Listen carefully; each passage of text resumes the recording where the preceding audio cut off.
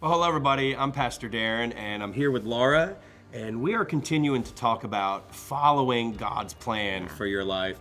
Such an important subject, Laura. It's so important. You know, the Lord spoke to me years ago and said, I cannot build my kingdom on halfway committed people. It's so powerful for people to endure, stay the course. I heard this story years and years ago from another fellow minister, and he said that his brother was driving somewhere and there was a car accident ahead of them and the car caught on fire. And he said, without thinking about it, the guy jumped out of the car, went in and grabbed these teenagers from the car that was burning. And he was later asked about it. He's like, why would you put your life and your family's life in danger to go rescue those teenagers? And he said these words. He said, when the car's on fire, you do what you have to do. And it's interesting because most Christians are oblivious to that there's a spiritual war. There's people that are dying and going to hell, unfortunately, because they have not received the Lord. But you look at that and you wonder, why don't people get it? You know, why are we not moving forward into the plan of God?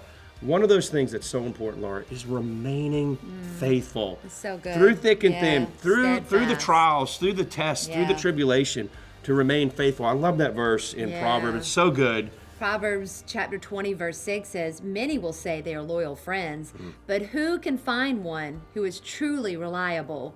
And in the King James Version says, who can find one who is truly faithful? So I love that. It says, anybody can say, I'm a good friend.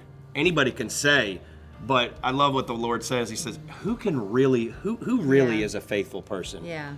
Faithfulness is so important. What does it mean? It means no matter what comes against me. Oh, I'm preaching to somebody right now. No matter what comes against us, no matter what powers of hell rise up against us as believers, we will endure and we will remain faithful to the call of God.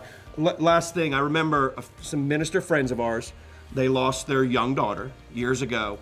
And it was the most devastating news almost that I've heard in my life. They were close friends, they lost their daughter. And we sat on the couch that night and we literally wept. We wept for the loss that they had experienced. But it's interesting, Laura, what could have set them back and took them out of the ministry, they just kept on going. And they're still going today. They're moving. Matter of fact, that one minister, a friend of mine, the father, he's actually on a flight this week, right now, headed over to the Middle East to do what? To continue moving forward in the plan of God.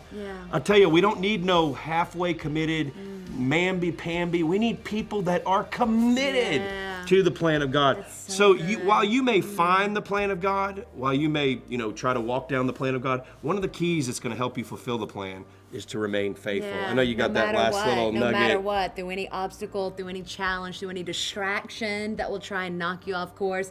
But I love this quote here. It says, endurance in the will of God guarantees fruit in the will of God. So good. If you want to bear fruit, you absolutely must remain faithful, steadfast. So go ahead and say it as you're sitting there watching this. Say, I will be faithful in the plan of God. I will be faithful in the plan of God. Listen, we love you, and we'll see you real soon. God bless.